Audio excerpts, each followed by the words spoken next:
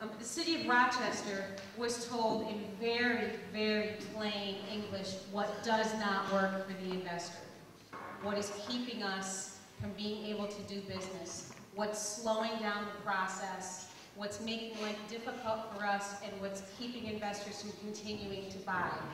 That has been really laid out, and they've heard us. So from here on out, what we've done is we have focused on solutions, and what we all feel very confident about is that we're going to create an environment in which the city wins and the abandoned properties are taken care of, but we, the investors, have a means of acquisition, financing, renovation, tenant screening, exit plans that allow us to continue to keep Rochester being labeled as like the cash flow, capital of the country.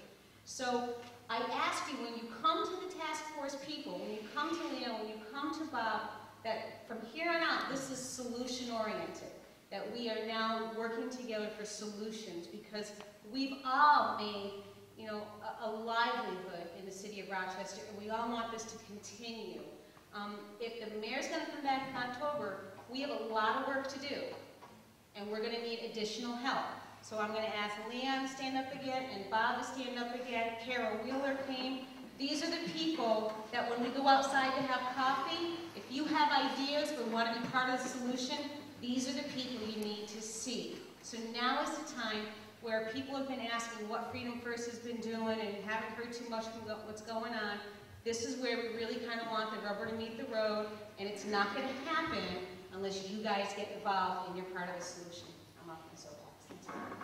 Great. I'm happy to take more questions, but I'm thrilled that Carol's able to attend. She's our manager of housing. She basically oversees everything from homelessness to home ownership.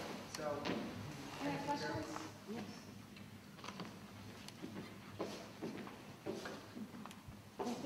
Now you can ask the really hard questions. Yeah. There's been quite a lot of talk about the empty houses that are not controlled by Rochester City.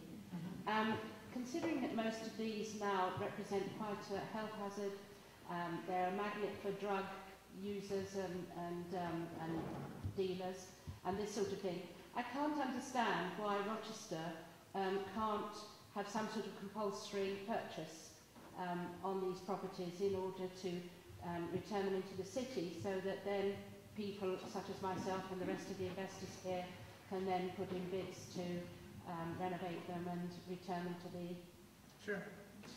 market. I'm trying to organize my thoughts because there's about three things that, three kind of good reasons. First of all, in terms of a compulsory purchase, the method historically that we have to do that is tax foreclosure. Yes. Right? And that's the primary method. The other method is condemnation. So I want to leave that, I want to get back to that one because that's an important thing I want to talk to. So we have a long history of tax foreclosure in this city. And we changed our way of dealing with delinquent taxes about 3 years ago by selling the tax liens as opposed to bringing everything to tax foreclosure. And I suspect most people in this room know about that. We did it for a couple reasons. One is we make more money by doing that. It's better for our budget bottom line, and that's a real reason and a valid one, as everybody knows our budget situation. Two, we don't really control the outcome of that process.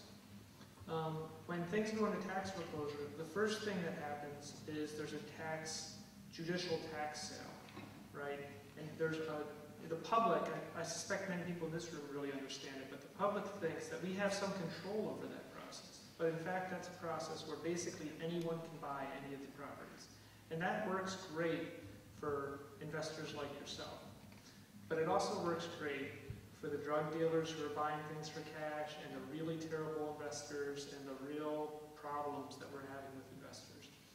And what we were doing, we thought, was actually creating more vacancy than we had. I mean, we have only a certain number of properties, but basically we force all those properties to go into tax foreclosure with less flexibility for some people to stay in their homes. So there's owner-occupants losing their homes, and by selling the tax liens, we give them a little bit more hope to keep their homes, because when we sell the tax liens, they can negotiate different types of deals than we can with them.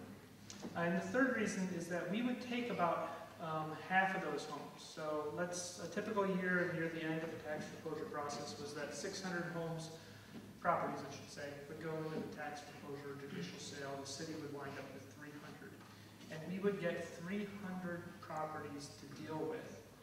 That is a complete random process of market failure. So we get 300 properties all over the city. We put 200 of them on the vacant property or the demolition list, and we try to market 100 of them. And we do our foreclosure sales. I recognize a lot of people in this room for the foreclosure sales.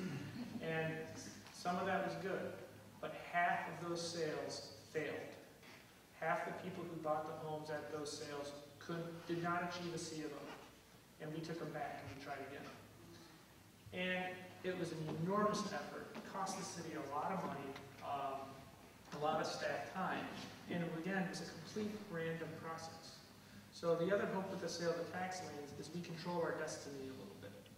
On an annual basis, we get to choose which liens we sell and which liens we hold. And now we're holding liens basically only for demolition or some other strategic reasons. If you went to the last tax foreclosure auction, everybody was like, right? Because, there's the auctioneer. Hey, anybody want this property? The city's going to demolish it. No? Okay. That's more strategic to us. Because now we can focus our demolition and choose the worst homes, the homes that most need demolition, as opposed to just demolish the homes that we get through that random process. So those are the kind of reasons why we changed that. We talked a little bit, we hinted at Project Green. Again, this is about becoming a little bit more strategic. We are in the process of trying to identify areas where we want to do kind of answer the question. We had some very tough questions that we still have to answer when we select these 4 neighborhoods. When we said that there are 4 neighborhoods that are going to get focused investment. That's great, and it makes policy sense, but we have to answer the hard question of, well, so doesn't that mean you're not doing anything in my neighborhood? And we have to answer the question, so what are we going to do in the most distressed neighborhoods, the neighborhoods with 30, 40% vacancy rates? And we hope to have a complementary program that isn't so much about investment of housing units, but investment in the different types of assets that we can create. And we hope to go through a process where we identify those areas, and that's where we could actually consider in an area actually thinking about condemnation, potential relocation, which is something that's very controversial in itself, but really concentrate our efforts to acquire, demolish, and do something with that land. So you still do have an opportunity to buy properties in foreclosure. ATF, which is the organization that has those homes, brings properties to foreclosure like we do. It's just in a different manner. It goes, here and there. Instead of having that one big annual event, you got to monitor the website. If there's a property, they list on their website, and I can get the link. The properties that are, for which they own the liens. And basically, if people express an interest in the property, that increases the likelihood that they will foreclose on the property. The first way, this is a profit-making organization, right? So what they really want to do is collect the taxes from the owner. But if they can't, they're looking for an exit strategy. And so if there's homes on that list that you are interested in, that could propel them to move to foreclosure. I can't remember the numbers off the top of my head, but I think the first year they did 100. Next year they did a couple hundred. So these numbers are way down, which is, I think, a benefit. So that's, I guess, the answer. You mentioned that you don't have any control over some of the sales and what happens to the houses afterwards. But surely if you do your proposal sales, which are an excellent way in my mind, because I've bought stuff from you through proposal sales, that to me is the answer. Right, it's a 2-step process, and that's the distinction I tried to make, but it's really hard to. There is a tax foreclosure process. Yeah. We start, usually this time of year, we'd start by publishing the list, right? The list in the paper, 6,000 properties. By the time we get to December or so, it's down to 700 or 800 properties, and those go into the foreclosure process.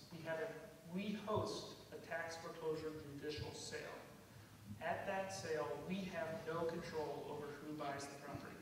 That's a public auction. It's not about the city. The city doesn't control the owns. It's about the fact that the property's in foreclosure. We're trying to collect on our lien. And there's also bank liens and everybody else who has an interest in the properties. For the properties that fail to be bought through the process, so not the properties that, just the properties that failed, in the market, but failed to pay their taxes and then failed to anybody want to buy at that judicial sale, we get those. Once we get them, then we do have those sorts of controls. But it has to go through that first filter where we don't have control. We did love the RFP process. That was actually, we did the, what do we call it, Rehab Rochester? What was the, not Rehab Rochester, what was our program called? The bulk sale. Yeah, right. And that was great. It was really successful. Reinvest in Rochester. It was really great, really successful. And, in some ways was a bit of a victim of changing this way. But instead of, I have a fantastic real estate staff, and it's hard to spend their time trying to sell, the worst properties in the city of Rochester. That's a real tough job. And so now they're focused on doing other things that we think will have a higher impact.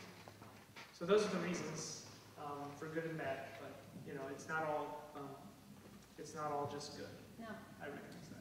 Fred, there's also another side of the equation, and that is the independently owned properties owned by, Ann Smith and, Jane Doe, that they're upside down. Maybe they're out-of-town investors that don't have management, that they pay their taxes, they pay their mortgage, but they've just walked away.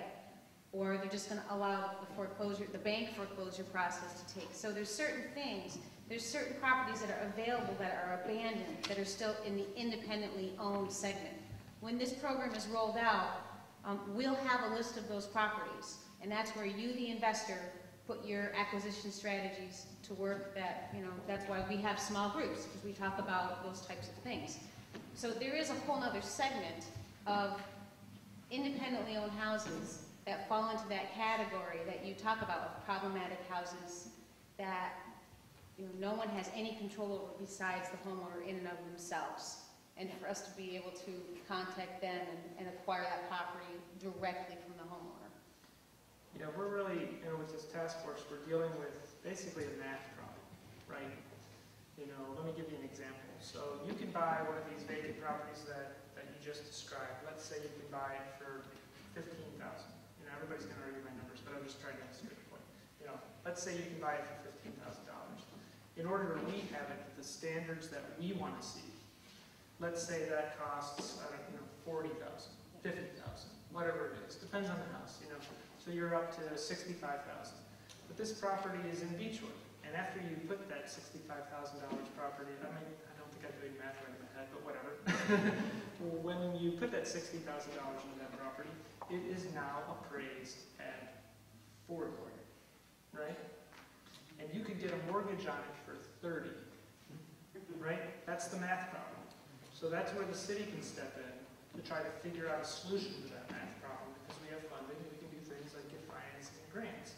And our hope eventually is to pair it with the financing part, right? So the city spends X amount in grant, the investor spends Y amount in equity, the bank finances whatever will allow the property to cash flow in an appropriate way. And we can do that again and again and again. It's not uncommon, for example, I suspect many people here have participated in our lead program, right? Our lead program, I think our average amount of grant money for a unit in the lead program is now $12,000, something like that. For a 2-unit property, we're talking $20,000, right? If we get a $20,000 grant that was matched with that type of financing mechanism, we're going to get 3 times more investment in the city and take a home from vacancy to being well managed. That's the goal. Now, these numbers are, I'm just throwing the numbers as an illustration, but that's the problem that we have. But, it's not an insurmountable problem. Why? Because we gave $20 million of grant money out for lead abatement. The resources are there. We're trying to do something more with the resources that we have. Are there any other last minute questions before we break? We'll have coffee and be able to kind of talk in a a little more relaxed environment. Brett, thank you very, very much for all your time.